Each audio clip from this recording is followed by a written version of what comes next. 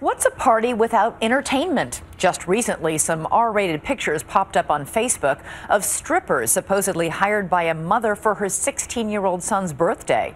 So how does that compare to a high school party with no strippers but lots of drinking?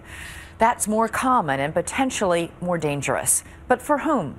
The kids or their parents? Prom and graduation season have arrived, and along with the dresses, corsages, caps, and gowns, and the parties. Raucous teen bashes that can strike fear in the heart of any parent. Paula and Barry Spencer know the feeling well.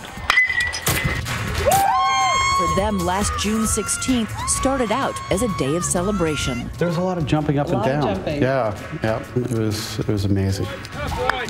Their 18-year-old son, Nicky, along with his high school baseball team, had just won the state championship. It was a big day for the small town of Falmouth, Maine. Nicky asked if he could have a celebration at our home.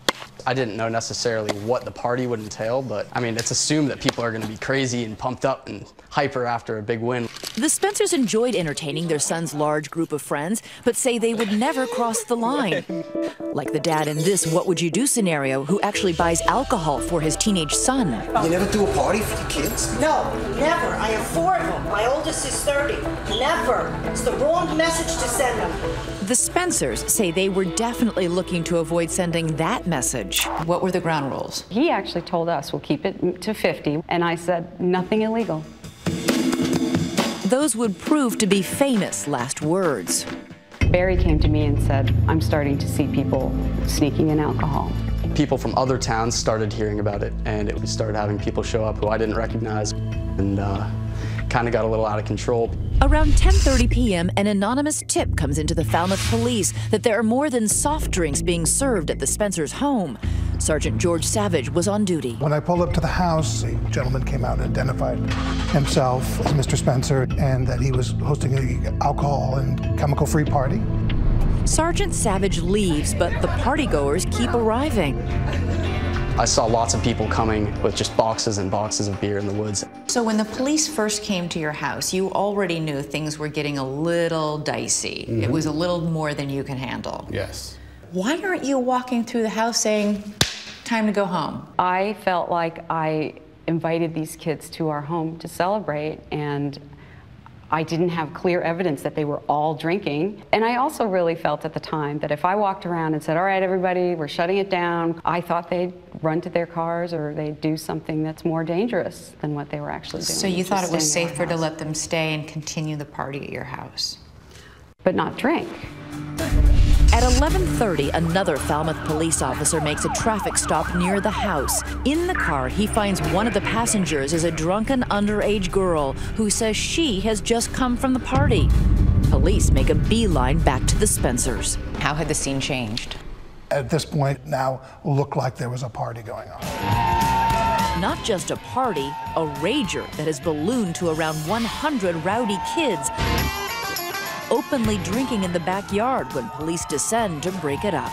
It was just mayhem. They started breathalyzing any kids that were trying to leave. The first thing that I remember was a policeman saying that my dad was going to jail. Going to jail, even though the Spencers didn't provide a drop of the alcohol? 2 parents due in court today. It's happening to parents all over the country, like this mom who was sentenced to 6 months in a Massachusetts jail for hosting underage drinkers, even though she claims she was duped by duplicitous teens.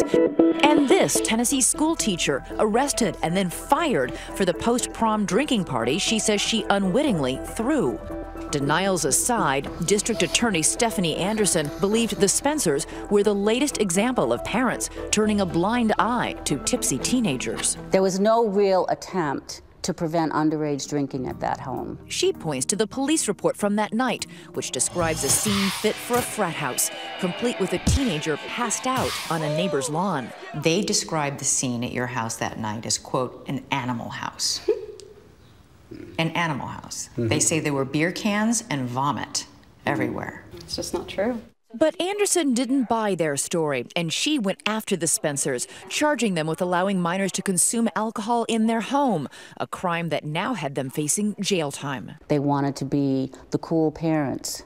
Q97.9 is Portland's #1 hit music station. The story quickly got the attention of the local media. I mean, can you imagine at that moment how you're going to feel? I'm going to get in trouble. I'm going to get arrested for this. It's not a decision I would make. 21 and over, you can drink. 21 and under, you can't drink. It's the law. A few clicks on YouTube illustrates the ever more devious and dangerous ways kids are finding to get drunk. From eyeball shots to vodka gummy bears to downing hand sanitizer. It may make you wonder whether adult-supervised drinking parties are such a bad idea. What's more dangerous? Having my kids down in the basement where I know they're going to drink a few beers, or having them go out to the softball field at night and drink where there's nobody to keep an eye on anything? In this scenario, there's no difference at all. There wasn't anyone there to keep an eye on anything. But Anderson had a hard time convincing a jury of that. When it did go to trial, it was split down the middle, Yes. 6 to 6. Yeah. Did that surprise you? No, not terribly. It's a very divisive issue.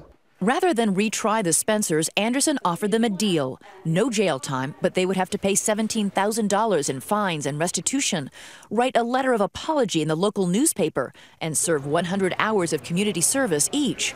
You know that there are critics who say that you were overzealous in this, that you have a cause you're promoting. Well, underage drinking is one of my causes, that's true. But do you really think you're going to stop underage drinking? No. I don't think I'm going to stop underage drinking. So then what have you done? Haven't you chased it back to the unsupervised, unchaperoned location? Well, I think what this case did was it got the issue out in the open. I think parents are putting themselves in the position of the Spencers and saying, what should I do differently? If I'm going to have a party, I better have chaperones. We did not intend for kids to drink. It happened, and I'm sorry that it happened. Are you ever going to host another party? Our 12-year-old is already asking to have an end-of-year pool party. And they're 6th graders. I'm sure that we can manage that. You sure? I would maybe ask a parent or two to stick around. Next, D is for dad, or maybe just dumb, because he's now starring in the videos that are going viral. Here's another dumb dad. Look at that. So your bottom line message to dads on this Father's Day seems to be, don't be an idiot. Next on With Parents Like These.